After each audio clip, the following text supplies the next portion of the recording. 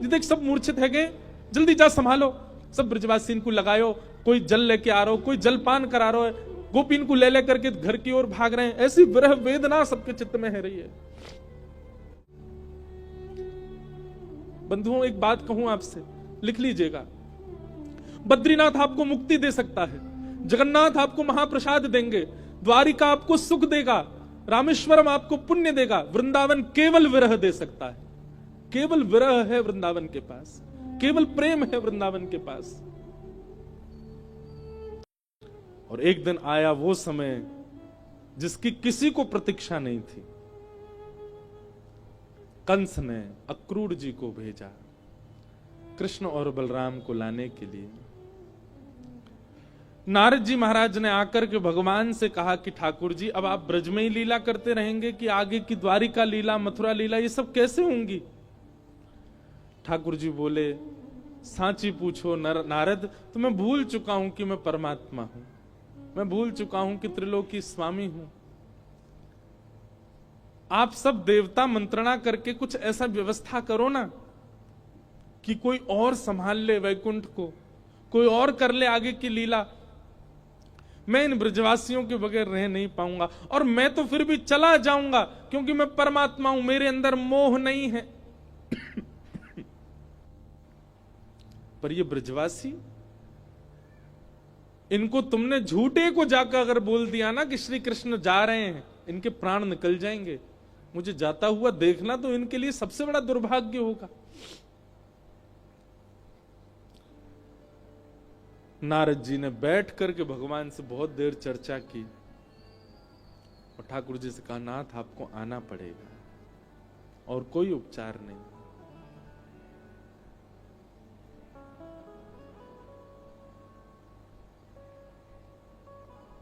अक्रूर जी महाराज वृंदावन आए और वृंदावन आकर के नंद बाबा यशोदा मैया से कही, कंस ने एक धनुर्यज्ञ किया है और उस धनुर्यज्ञ में आपके दोनों पुत्रों को आमंत्रित किया है।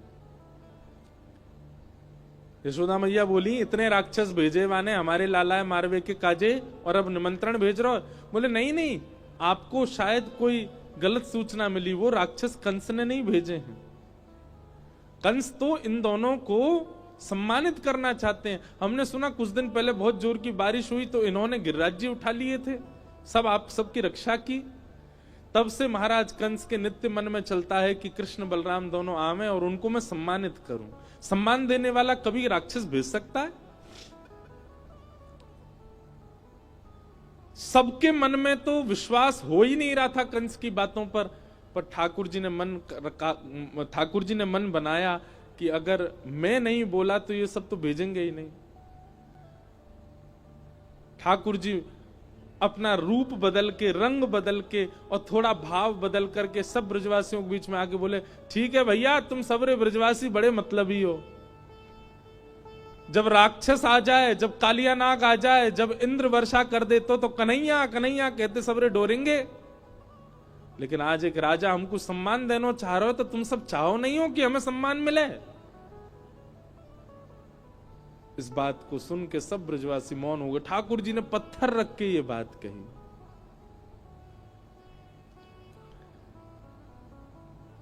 अक्रूर जी महाराज ले जाने के लिए आए हैं श्री ठाकुर जी को।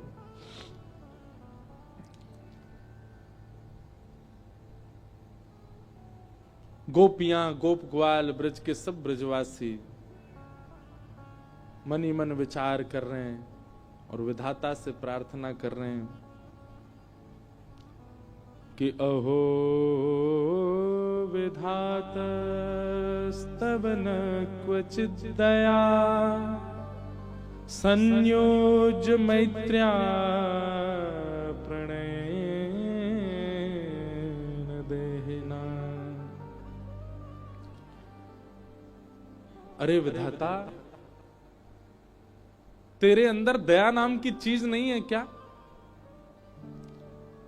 कहां श्री कृष्ण को हमारा प्रेमी बना दिया कहाँ हम सबके चित्त में उनके प्रति इतना प्रगाढ़ प्रेम प्रकट करा दिया। और जब हम सबके चित्त में प्रेम आ गया, आज मिलने का समय आया, अब उनके संग रहने का समय आया, उनके संग अब लीला करने का समय आया, तो तू उनको हमसे दूर कर रहा है। सब ब्रजवासी मौन हो गए, बोल कुछ नहीं रहे, क्योंकि ठाकुर जी ने ऐसी बात कह दी है कि कुछ कुछ कहें तो कहीं ठाकुर जी यूं नहीं समझ लें कि ये सब हमारे शुभ चिंतक नहीं है।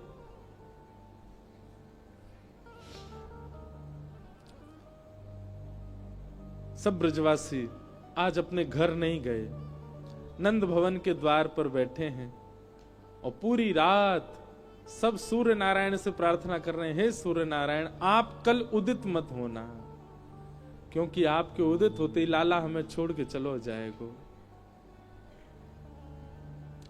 रात में यशोदा मैया श्री ठाकुर जी को अंग से लगा करके सो रही है, लिपट के सोते हैं मैया से।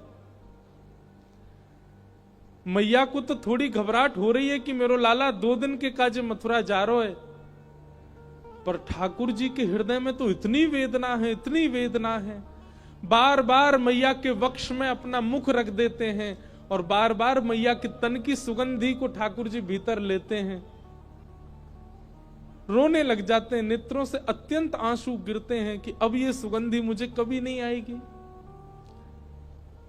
अब मुझको नींद कैसे आवेगी मैया से लिपटे बगैर। मैं कैसे बताऊं मैया को कि मैं छल कर रहा हूं इनके संग, अब मैं चलो जाऊंगा। मैया के एक एक अंग का स्पर्श ठाकुर जी अपनी स्मृति में ले रहे हैं। मैया के हाथ कैसे हैं, मैया को वक्ष कैसे हो, मैया को मुख कैसे हो, मैया को पेट कैसे हो, मैया के चरण कैसे, ताकि जब जब याद आवेगी मथुरा जावे के बाद तब तब अपने हाथन को स्पर्श करके स्मरण कर ले करूंगा।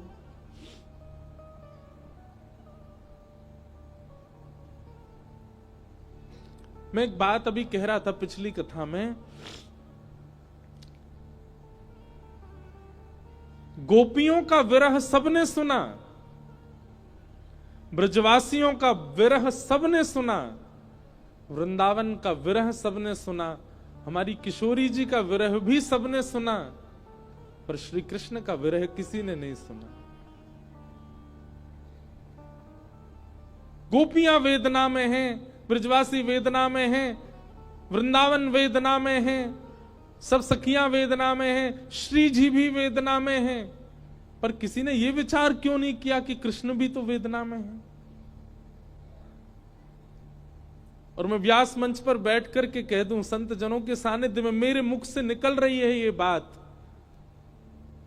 ब्रजवासी, ब्रज गोपिकाएं, वृंदावन आदि आदि जितने भी विरह हैं, इन सब का विरह एक पडले में रख दो और श्री कृष्ण का ब्रज के प्रति विरह एक पडला में रख दो। कृष्ण का विरह भारी है, पर क्योंकि वे पुरुष हैं इसलिए उनका विरह छुपा हुआ है।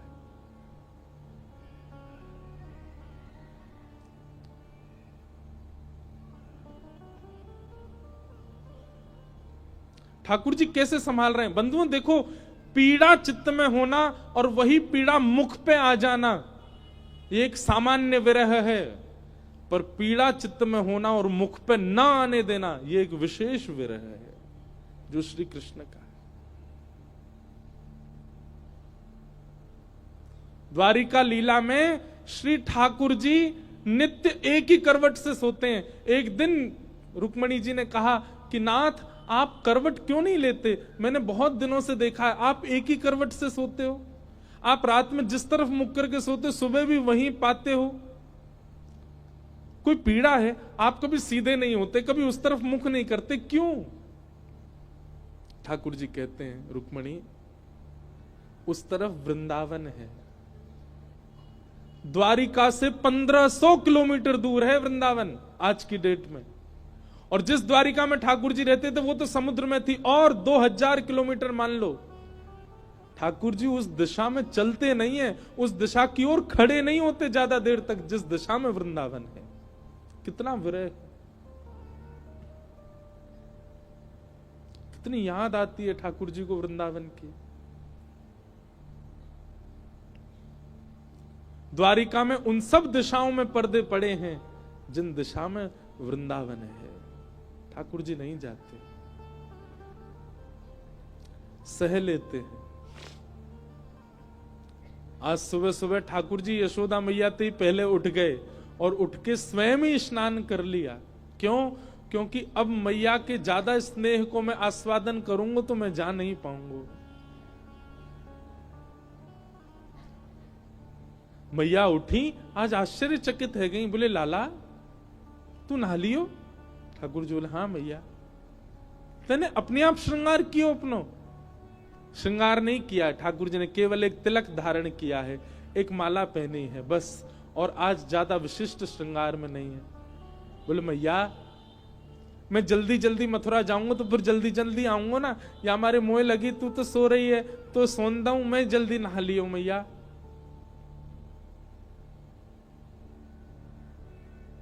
यशोदा मैया थोड़ी सी विचलित तो हुई आज तक ऐसा नहीं हुआ था। ठाकुर जी ने मन में विचार किया, अक्रूर जी से जाके कहा अभी ब्रह्म मुहूर्त है, सुबह की बेला है, सब ब्रजवासी अभी सो रहे होंगे, मैया यशोदा नंद बाबा उठ जाएं, केवल इनको प्रणाम करके हम चलें मथुरा की ओर। अक्रूर जी महाराज बोले जी भगवान। जैसे ही जाकर के द्वार खोला ठाकुर जी ने, असंख्य गोपियां, असंख्य ग्वाल, सब ब्रजवासी, गैया सब खड़े हैं वहीं पर। और द्वार खुलते ही किसी के मुख से स्वर नहीं निकल रहा, पर नेत्रों से आंसू गिर रहे हैं। ठाकुर जी कह रहे हैं अरे तुम सबरे सोए ना, तुम सब गए ना? अरे भैया इतना उदास काय को है रहे हो, इतना रुदन काय को कर रहे हो? मैं आ जाऊंगा ना, परसों आ जाऊंगा ना मैं।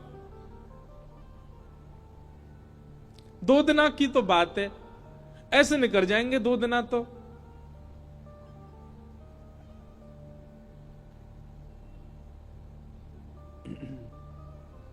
देखे बिन कान्हा जब मन नाही माना, इन आंखों से आज हमने ब्रह्म पहचाना। कृष्ण चरण कमलों में मन को लगाना, इन गोपियों का ताना ये उल्हाना, दर्शन का बहाना है। गोपियां बहाने बना बना करके आती हैं। घर में मक्खन धरोए फिर भी जबरदस्ती मक्खन लेवे जामे कि या बहाने कन्हैया दिख जाएगा। घर में गैया बंधी है, गोबर धरोए, पर गोबर लेवे के काजे जबरदस्ती नंद भवन में भीतर घुसे कि कन्हैया दिख जाएंगे। इन बहानों से श्री कृष्ण को नित्य देखने वाली गोपियां वो 2 दिन बिना कृष्ण के कैसे रहेंगी? भगवान के सखा मधुमंगल श्री दामा, तन सुखा मन सुखा, धन सुखा, सुबल तोष, सब एक कोने में बैठे। मधुमंगल आके बोले लाला तू जा तो 2 दिना को रहो, लेकिन तने एक बार भी विचार नहीं कियो ये श्री दामा ये सुबह उठते या को नियम है 11 वर्ष थे। भगवान के अधिकतर सखा सब ठाकुर जी से बड़े हैं उम्र में। हमारा नियम है 11 वर्ष थे। हम रोज सवेरे उठ करके आंख बंद करके पहले नंद भवन आमे, सबसे पहले 13 मुखमंडल देखें, वाके बाद जलपान करें लाला। तो देखे बगैर हमारे जल हलकते नीचे ना उतरे। और तू 2 दिना के काजे हमें छोड़ के जा रहा हो, हम कैसे जीवित रहेंगे? ठाकुर जी स्तब्ध हो रहे हैं, मौन हो रहे हैं। कहां समझाएं, अब शब्द नहीं है ठाकुर जी के पास। भगवान किशोरी जी के पास गए, चरणों में प्रणाम किया। राधे राधे, ये स्तुति ठाकुर जी ने ही गाई है, आज भी बरसाने में गाते हैं सब। ठाकुर जी गा रहे हैं राधे राधे करुणामयी कृष्ण प्यारी, मेरी सुध लीजो श्री वृषभानु दुलारी, मेरी सुध लीजो श्री वृषभानु दुलारी। हे श्यामा जी, आप तो सब जाने, इस विश्व के कल्याण के लिए, उद्धार के लिए मेरो व्रज से जानो कितनो जरूरी है। आप तो सब जाने श्यामा जी, मुझ को आज्ञा दो। हे मनोहारिणी रासेश्वरी रस रूपा, हे रासेश्वरी रस रूपा, ब्रज विलासिनी ब्रज भामिनी ब्रज की भूपा, ब्रज विलासिनी ब्रज वासन ब्रज की भूपा, ललिता सहचरी सर्वज्ञ स्वरूपा, ललितादिक सहचरी सर्वज्ञ स्वरूपा, मेरी सुध लीजो श्री वृषभानु दुलारी।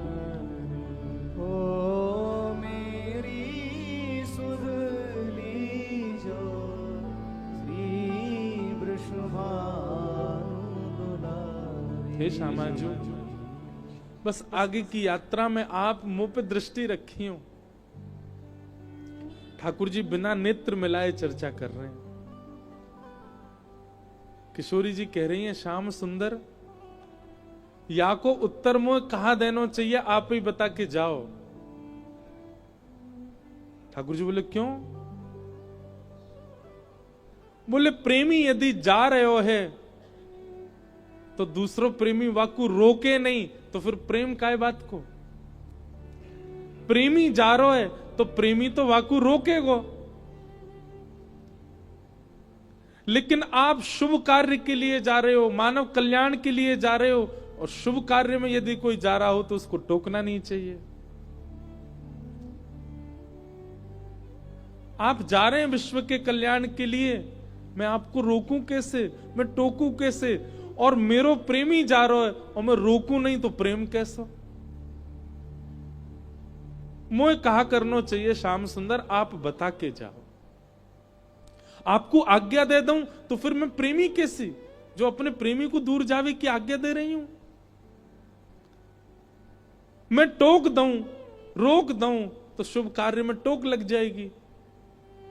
और मैं कछु ना कहूं तो प्रेमी जा रहा हो, और मैं कछु ना कहूं तो फिर प्रेम कैसा? मैं कहां कहूं, मुझे कहां उत्तर देना चाहिए? हे श्याम सुंदर बता के जाओ। ठाकुर जी कुछ नहीं बोले, बस चरणों की ओर देखते रहे किशोरी जी की, और रथ में विराजमान हो गए। निर्वाक हैं, निरुत्तर हैं, निरशब्द हैं। रथ जैसे ही आगे बढ़न लगो, सब ब्रजवासियों के नेत्र सजल हो गए। नेक दूर गयो, यहां अक्रूर जी ने इतनी देर में यशोदा मैया को सब सच बता दिया था। मैया, जे तुम्हारो लाला ना है, जे देवकी को लाला है। कंस से रक्षा के लिए 11 वर्ष पूर्व वसुदेव जी इस बालक को लेकर के आपके पास आ गए थे, और आपकी बालिका ले जाकर के कंस को दी थी, जो कि अष्टभुजी देवी बन गई थी। अब जे लाला अपनी जन्मदात्री मैया के पास जा रहा हो, मैया है सके कि अब लौट के नहीं आवे। आप कृपा करो। अक्रूर जी को नहीं बताना चाहिए था यशोदा मैया को। पर उन्होंने बता दिया। मैया को तो रक्त ठंडो पड़ गयो, पैर के नीचे से जमीन खिसक गई।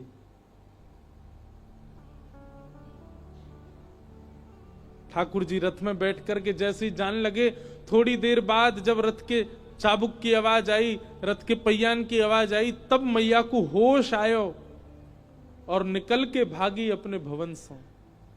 कान्हा रुक जा, अरे लाला रुक जा, कन्हैया नेक डट जा। मैया की आवाज सुनकर के श्री ठाकुर जी चलते रथ से कूद पड़े, दौड़ करके आए, मैया के अंग से लिपट गए। मैया तू काय को रो रही है? मैं आ रहा हूं ना, परसों आ जाऊंगा। मैया तू रोवे मत, ऐसे करेगी तो मैं किस जाऊंगा? लाला, मैया सर्वांगीण अंग का स्पर्श करती जा रही है ठाकुर जी के, और कह रही है लाला मोए जो पता ही तू गोपीन ते झूठ बोले, तू गालन ते झूठ बोले, सबन ते झूठ बोल ले, लेकिन आज तू मोते झूठ बोल रहा है। मुझको सब पता चल गई लाला, तू मेरो लाला ना है, तू तो देवकी को लाला है। कंस से रक्षा के काजे अक्रूर जी महाराज तो मेरे पास छोड़ गए, वसुदेव जी महाराज तो मेरे पास छोड़ गए। 11 वर्ष 56 दिना तक मैंने तेरो पालन पोषण कियो, मक्खन खावे के काजे तो को छड़ी दिखाई, उखल में बांध दियो, कभी तेरे पीछे छड़ी लेकर के भागी, कभी तेरो कान मरोड़ दियो, कभी तेरो हाथ जोड़ते पकड़ लियो लाला, ऐसो कोमल सो मेरो लाला। आज मुझको ग्लानी है रही है, मैंने क्यों कियो ये सब? नाय मैया तू मेरी मैया है, तू सब कर सके, तो को सबरो अधिकार है, तू अबई मोकू मार ले मैया, तो को सब अधिकार है मैया, मैं तेरो ही तो हूं। लाला तेने बहुत प्रेम दियो मोकू, तेने बहुत स्नेह दियो मोकू, पर मैं इतनी निष्ठुर नहीं हूं कि एक मैया के प्रेमास्पद को हमेशा के लिए अपने पास रख लूंगी। मैं भी तो मां हूं, मैं भी तो समझूं कि बालक के बिछुड़वे को कष्ट कहा हुआ, आज समझ रही हूं।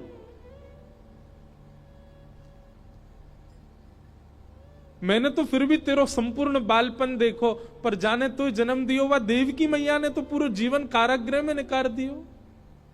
और आज भी अगर मैं तो को रोक लूंगी लाला, तो मैं देवकी के संग बहुत बड़ा अत्याचार करूंगी।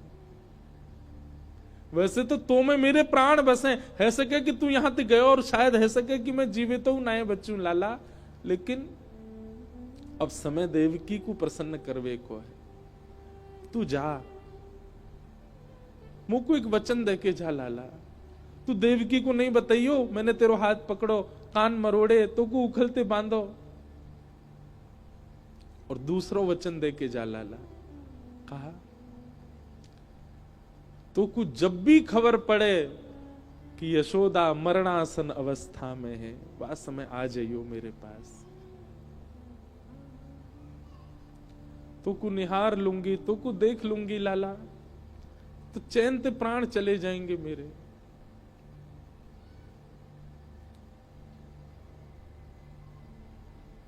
ठाकुर जी लिपट गए यशोदा मैया से, सब खड़े रो रहे हैं, अक्रूर जी तक रुदन कर रहे हैं जो ठाकुर जी को लेने आए। ठाकुर जी बोले मैया तू ब्रजवासी ने मत बताइयो ये बात, ये सब प्राण त्याग देंगे अपने, इन्हें तू यहीं रहने दियो कि मैं परसों आ जाऊंगा। और मैया तू अपना ध्यान रखियो, मैं आ जाऊंगा जल्दी। चरणों में प्रणाम करके जैसे श्री कृष्ण मुड़े हैं रथ की ओर, यशोदा जी मूर्छित हो गए। ठाकुर जी ने गोद में भर लिया, सब ब्रजवासियों से कहा मैया को संभालो। सब ब्रजवासी संभालने लगे। बार बार ठाकुर जी मन में विचार करें मैं नहीं जाऊं, पर ब्रह्मांड दिखाई देवे, त्रिलोकी दिखाई देवे, द्वारिका दिखाई देवे, जीव उद्धार दिखाई देवे, हम मानवन को कल्याण दिखाई देवे, गीता को उपदेश दिखाई देवे, महाभारत को युद्ध दिखाई देवे, अर्जुन पर कृपा दिखाई देवे। इन सब के आगे ब्रज का प्रेम तोलने का विषय नहीं है, पर अगर ये प्रेम को त्याग नहीं कियो तो वो सब नहीं है पाएगा। कलयुग में सब लोग प्रेम जानने वाले समझने वाले नहीं हैं, सब स्वार्थ से मेरी भक्ति करेंगे। ऐसे स्वार्थियों के लिए भी मुझे कुछ ज्ञान तो देना पड़ेगा।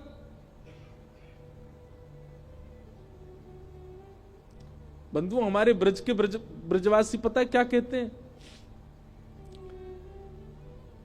कन्हैया की हिम्मत नहीं कि ब्रज छोड़ के चले जाएं, तो मानव कल्याण जीव उद्धार की बात जब ब्रजवासियों को पता चली कि कन्हैया के जावेते जीव उद्धार होएगो, तो ब्रजवासी ने अपने अश्रु जल को संकल्प करके पूरे विश्व के कल्याण के लिए श्री कृष्ण रूपी हृदय को दान कर दियो।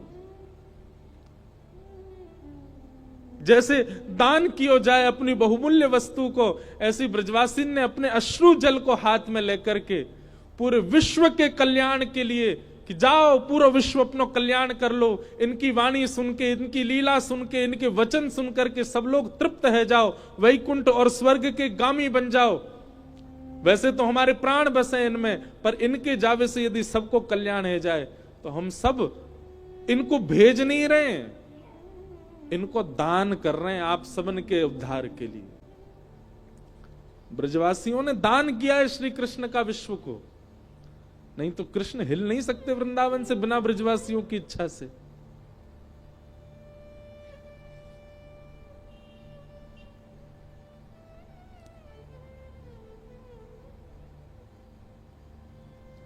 सब देख रहे रथ की ओर।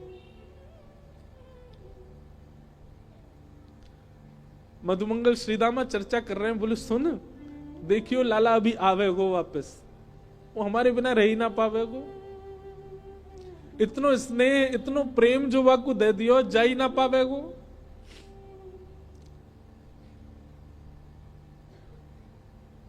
मधुमंगल बोलो श्रीदामा पर ये जा रो है, ये आना रो लौट के। आज हमें लाला पे संशय ना है रो, हमें अपने प्रेम पे संशय है रो कि क्यों ना आ रो जी लौट के। रथ दिखता रहा खड़े रहे, ध्वजा दिखती रही खड़े रहे, और जैसे ही रथ दिखना बंद हुआ, ध्वजा दिखनी बंद हुई, नहीं आए ठाकुर जी लौट के। असंख्य ब्रजवासी वहीं मूर्छित हो गए ठाकुर जी को बिना देखे। नंद बाबा बोले अरे मधुमंगल श्रीदामा, ए भैया ये कहा कर रहे हो, देख परसों आ जाएगो लाला, ये देख सब मूर्छित है गए, जल्दी जा संभालो। सब ब्रजवासी इनको लगायो, कोई जल लेके आ रहा हो, कोई जलपान करा रहा है, गोपीन को ले करके घर की ओर भाग रहे हैं। ऐसी विरह वेदना सबके चित्त में है रही है। अरे केवल मानवों की बात नहीं है, गौशाला में बंदी 9 लाख से अधिक गैया, वो उनके बछड़ा भी दूध नहीं पी रहे हैं आज, उनकी बच्चियां भी आज दूध नहीं पी रही है। सब केवल अपने कान उठा के श्री कृष्ण को खोज रहे हैं। बंधुओं एक बात कहूं आपसे, लिख लीजिएगा, बद्रीनाथ आपको मुक्ति दे सकता है, जगन्नाथ आपको महाप्रसाद देंगे, द्वारिका आपको सुख देगा, रामेश्वरम आपको पुण्य देगा, वृंदावन केवल विरह दे सकता है। केवल विरह है वृंदावन के पास, केवल प्रेम है वृंदावन के पास। पुण्य की कामना से वृंदावन मत जाओ, वैकुंठ की प्राप्ति की कामना से वृंदावन मत जाओ। वृंदावन केवल विरह समेटे हुए है अपने अंदर।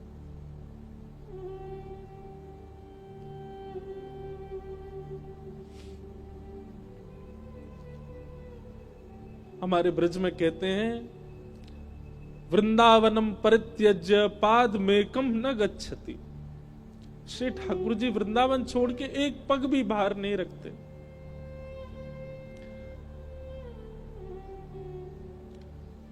तन गया है ठाकुर जी का द्वारिका मथुरा, आत्मा तो आज भी वृंदावन में ही है, प्राण तो अभी भी वृंदावन में ही है श्री ठाकुर जी के। वो कभी नहीं जा सकते वृंदावन छोड़ करके। क्यों ब्रजवासियों के प्राण नहीं निकल गए कृष्ण विरह में? क्योंकि अब स्थूल रूप से भले ही कृष्ण नहीं दिख रहे हैं, सबके अंतस्थ में श्री कृष्ण बैठ गए हैं। गोपियां नेत्र बंद करके अपने अंतस्थ में ही अनुभव कर रही हैं। ऐसा लगता है कृष्ण छू रहे हैं, पर आंख खोल के देखती हैं तो है नहीं। ये अनुभव ब्रजवासियों को जीवित रखता है। प्रत्यक्ष में वो स्थिति नहीं है।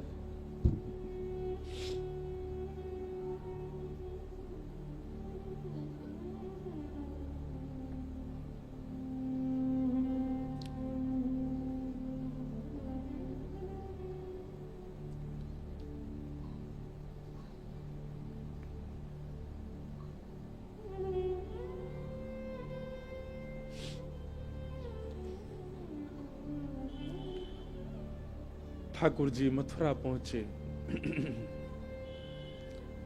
मथुरा आकर के श्री ठाकुर जी ने कुबला पीड़ हाथी का वध किया।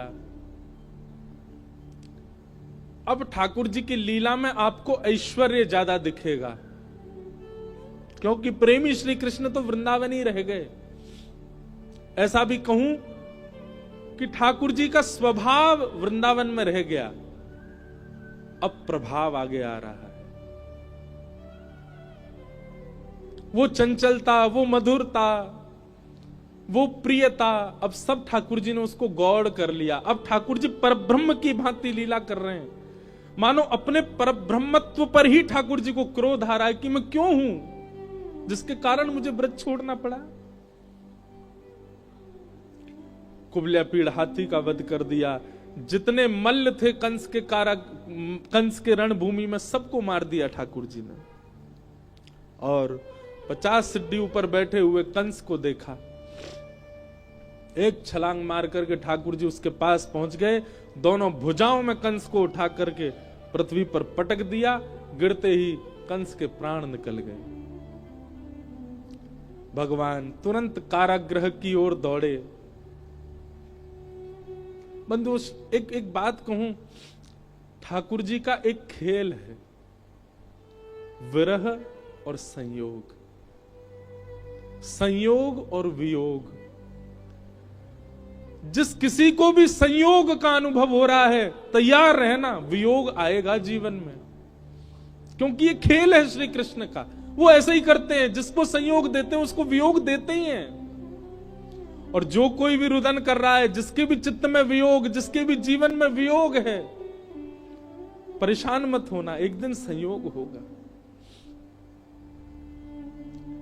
11 वर्ष 56 दिन पहले छोटी से एक दिना के ठाकुर जी मैया को छोड़ के चले गए। उनको वियोग दे दिया। कहां तो इतना बड़ा संयोग दिया कि उनके गर्भ से प्रकट हुए, और गर्भ से प्रकट होते इतना बड़ा वियोग दे दिया कि मैया रोती विलखती छोड़ गए। 11 वर्ष 56 दिन तक मैं किसका पक्ष लूं, यशोदा जी का या देवकी का? देवकी मैया रोज कारागृह में खिड़की पे खड़ी हो जाती है। ऊपर साधन नहीं है तो जबरदस्ती घड़े पे घड़ा रख के या कोई ऐसी व्यवस्था करके खिड़की के ऊपर खड़ी हो जाती है, और वहां से वृंदावन से आने वाले लोगों को बुलाती है। बोले सुनो, कहां ते आ रहे हो? बोले हम तो वृंदावन ते आ रहे हैं। अच्छा, तुमने वृंदावन में कुछ देखो? अरे बड़ी सुंदर लता गुल्म, यमुना जी, ऐसी रेणु, ऐसी गैया, ऐसे गोप ग्वाल। देवकी मैया बोले सबसे सुंदर कहा है वृंदावन में? मैया सबसे सुंदर तो यशोदा को लाला है। अरे मैया कैसो चले, कैसी बात बनावे, कैसे नैन मटकावे, वाक्य अंदर तो ऐसी सुगंधी आवे। अरे हम तो सांची पूछो, हम तो भैया देखवे जामे। द्वार वहीं खिड़की पे खड़ी खड़ी देवकी रुदन करती है। मैं कब देखूंगी अपने लाला को? काश इन्होंने यशोदा की लाला की जगह एक बार कह दिया हो तो देवकी को लाला। उनका विरह कम नहीं है। 11 वर्ष 56 दिन कहां ब्रजमंडल में इतना आनंद, इतना सुख, इतने उत्साह। कई लोग मुझे बोलते हैं ठाकुर जी क्यों, कितना बुरा किया ठाकुर जी ने ब्रजवासियों के साथ। ठाकुर जी को देवकी का विरह दिखाई दे रहा है। जहां लाखों नर नारी आनंद कर रहे थे, वहीं एक कारागृह में बैठकर के सिसक सिसक के रो रही है देवकी। पता चला जब देवकी को कि मेरे लाला ने गिरिराज जी उठाए हैं, 7 दिन तक अन्न जल नहीं पाया, केवल जल पी करके व्रत कर रही है कि मेरे लाला स्वस्थ रहे, मेरे लाला को कोई पीड़ा नहीं हो। जैसी पता चलती कोई राक्षस वृंदावन चलो गयो है, देवी की मैया उसी समय तप में बैठ जाती। हे विधाता, आप जैसे कहेंगे वैसे जीवन जीऊंगी, पूरी युवावस्था मैंने जेल में निकाल दी, बस मेरे लाला को स्वस्थ रखी हूं, प्रसन्न रखी। आज 11 वर्ष 56 दिन बाद उस कारागृह में चंदन की सुगंधी आ रही है। उस कारागृह की ओर एक प्रकाश आ रहा है। जैसे देवकी मैया ने कारागृह के द्वार से झांक करके देखा, श्याम वर्ण है, मधुर कटाक्ष नेत्र हैं, अद्भुत अधरामृत है, घुंघराले केश हैं, सुंदर पटका डाले हैं श्री ठाकुर जी, त्रिभंग लली श्याम सुंदर, टेढ़ी सी चाल चलते भय आ रहे हैं मैया की ओर। जैसे ही मैया ने देखा, देखते ही मैया तो न्योछावर हो गई लाला पे। मेरो कन्हैया आ गयो, मेरो लाला आ गयो। जेल के भीतर ही नृत्य करने लगी। ठाकुर जी दौड़े मैया के पास, ताला खोल के भीतर प्रवेश किया। मैया ने अपने अंक में भर लिया। 2 बार मूर्छित हो गई देवकी, ठाकुर जी को अंक में भर के। ठाकुर जी ने बहुत स्नेह किया। मैया ने लाला को हाथ पकड़ लिया और पकड़ करके बोली, लाला अब तू नहीं जाएगो मुझे छोड़ के, कहीं नहीं जाएगो, कभी नहीं जाएगो, वचन दे मुझको, नहीं तो प्राण त्याग दूंगी। ठाकुर जी के चित्त में यशोदा का भी स्मरण होता है। देवकी मैया, मैया मैं तो वचन दे रहा हूं, अब नहीं जाऊंगा, अब तेरे पास आ गयो, तेरे पास ही रहूंगा मैं। श्री कृष्ण का विरह कौन सुनाता है? श्री कृष्ण का विरह कौन गाता है? उनकी वेदना कौन समझ पाता है?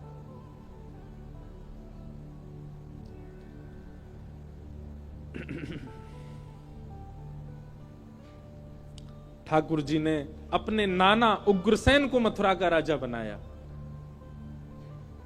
और माता पिता से आज्ञा मान करके बोले, पिताजी अब मैं अध्ययन की इच्छा है मेरे चित्त में, आपकी आज्ञा हो तो मैं पढ़ने जाऊं। वसुदेव देवकी की आज्ञा से श्री ठाकुर जी सांदीपनी गुरुकुल अवंतिका उज्जैन पढ़ने के लिए गए और वहां सांदीपनी उपाध्याय के यहां श्री ठाकुर जी ने संपूर्ण शिक्षा ग्रहण की। वहीं ठाकुर जी को सुदामा नाम के मित्र मिले। लौट करके भगवान आए, उद्धव जी महाराज को वृंदावन भेजा, गोपियों के साथ उद्धव जी का संवाद हुआ। जरासंध ने मथुरा के ऊपर चढ़ाई कर दी, भगवान ने 17 बार उसको हरा दिया। 18वीं बार जैसी चढ़ाई की, भगवान रण छोड़ करके भाग गए। बोलो रण छोड़ राय भगवान की। रण छोड़ करके ठाकुर जी विश्वकर्मा को आज्ञा कर दी, एक नई नगरी का निर्माण करो, और समुद्र के बीचों बीच स्वर्ण की नगरी बनी जिसका नाम पड़ा द्वारिका। द्वारिका के राजा भी पुनः उग्रसेन बनाए गए। भगवान प्रधानमंत्री हैं, परंतु पूरी द्वारिका ठाकुर जी को ही राजा मानती है। इसीलिए राजाधिराज गौ ब्राह्मण प्रतिपालक वसुदेव नंदन देवकी नंदन मथुराधिपति श्री कृष्णचंद्र भगवान, ये भगवान का नाम हो गया है। क्या नाम है? राजाधिराज गौ ब्राह्मण प्रतिपालक यदुवंश शिरोमणि वसुदेव देवकी नंदन द्वारिकाधीश श्री कृष्णचंद्र भगवान। भगवान को अच्छा नहीं लगता जब कहीं निकलते हैं, इतनी जोर जोर से चिल्ला के लोग ये बात कहते हैं। ठाकुर जी मन ही मन सोचते हैं, कोई एक बार कह दो नंद जी को लाला, कोई एक बार कह दो ब्रज को कन्हैया, कोई एक बार कह दो गैयान को गोपाल, कोई एक बार कह दो गोविंद। लेकिन सब यहां बड़ा बड़ा नाम लेते हैं ठाकुर जी का। कुछ दिन बाद बलराम जी का विवाह रेवत राजा की पुत्री रेवती के साथ में हुआ। भगवान के विवाह का समय आया। नारद जी महाराज ने कौंडन्यपुर के राजा भीष्मक की पुत्री रुक्मणी जी का प्रस्ताव दिया। रुक्मणी जी ठाकुर जी की कथा सुन सुन करके उनसे प्रेम करने लगी। रुक्मणी जी ने एक पत्र लिखा, पत्र भगवान को भेजा। श्रुत्वा गुणान भुवन सुंदर शृण्वताम ते निर्विश्य कर्ण विवरई हरतोंग तापम। हे नाथ, मैंने आपको देखा नहीं है, केवल सुना है। जब से सुना है तब से आपको पति रूप में मान लिया, आप आकर के मेरा वर्ण करो। भगवान ने रुक्मणी जी का जाकर के वर्ण किया। अपने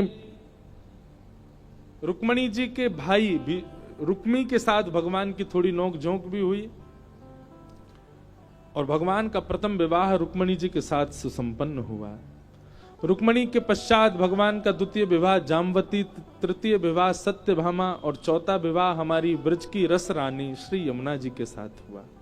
बोलो श्याम सुंदर श्री यमुने महारानी की।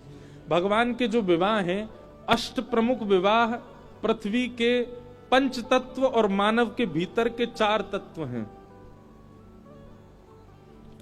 पृथ्वी के 5 तत्व कौन कौन से हैं? पृथ्वी, अग्नि, जल, वायु, आकाश।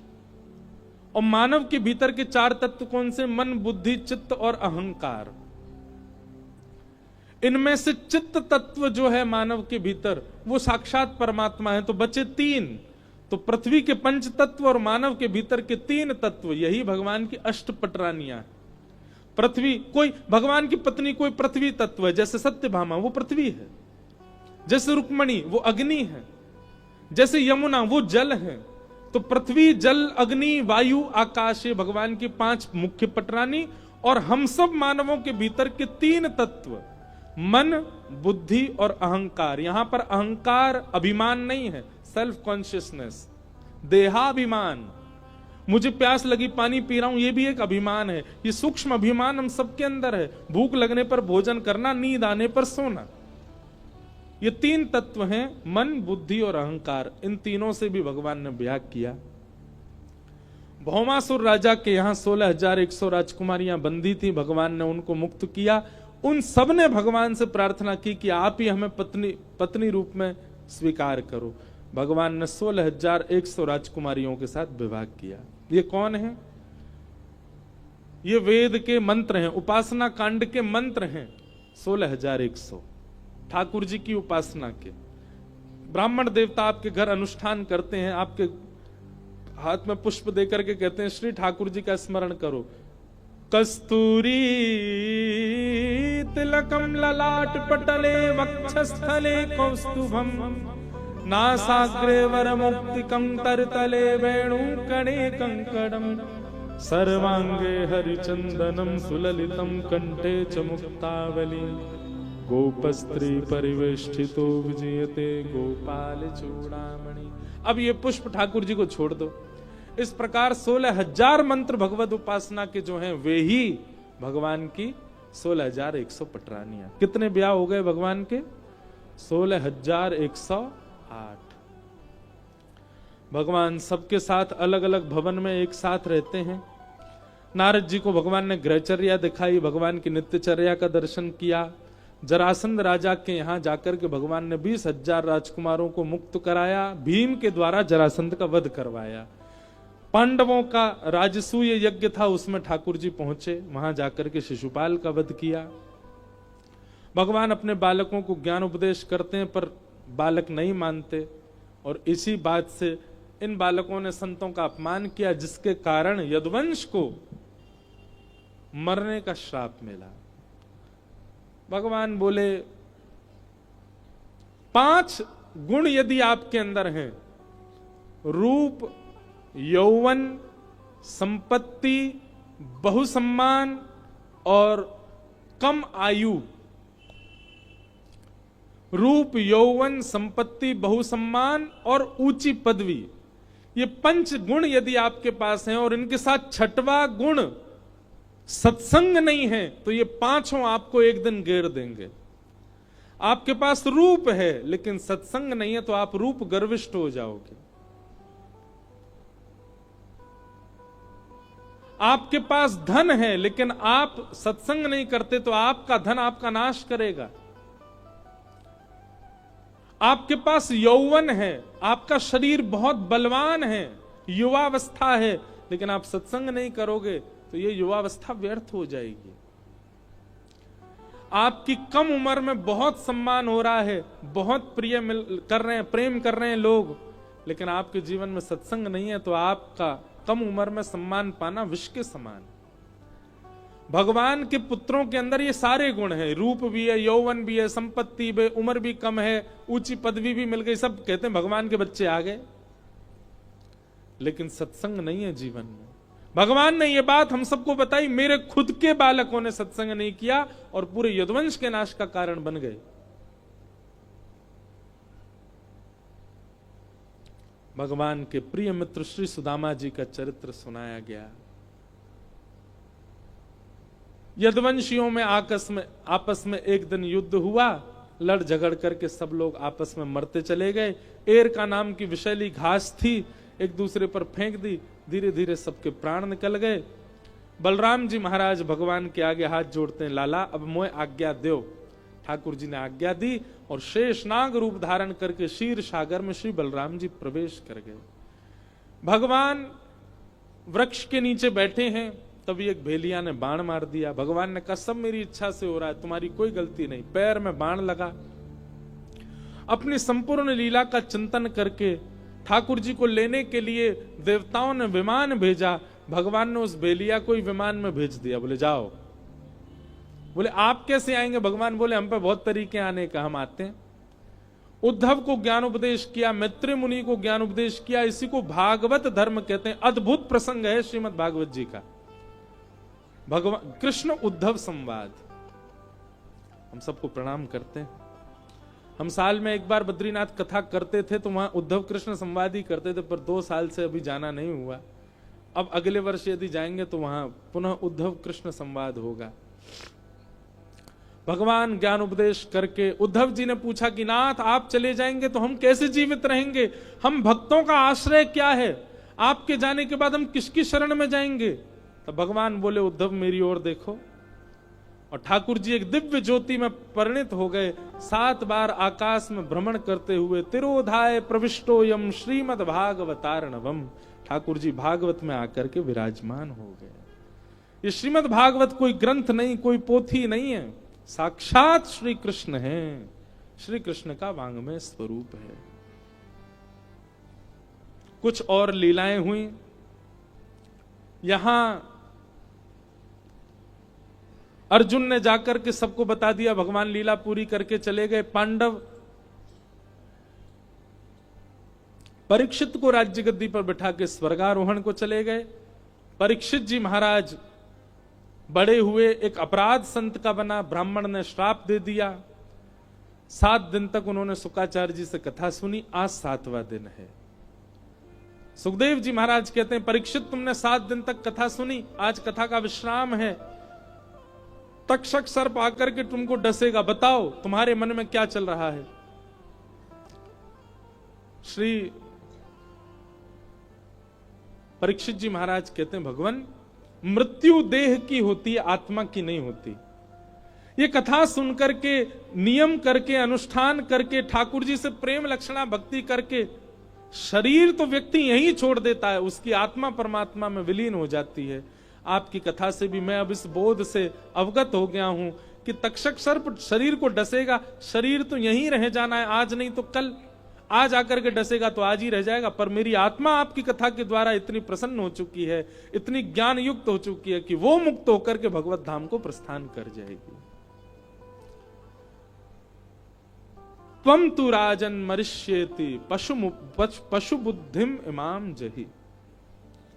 मैं मरूंगा, ये एक पशु बुद्धि है, तन मरता है, मैं नहीं मरता, मैं तो एक आत्मा हूं। अगर कर्म बचे होंगे तो दूसरा जन्म ले लूंगा, और कर्म निवृत्त हो गया होगा तो भगवत प्राप्ति कर लूंगा। इस प्रकार भगवान सुखदेव जी की कथा सुनकर के परीक्षित मुक्त हो गए। सुखदेव जी उठ करके वहां से प्रस्थान कर गए। बोलो सुखदेव जी महाराज की। सुखदेव जी व्यास मंच छोड़ करके वन की ओर प्रस्थान कर गए।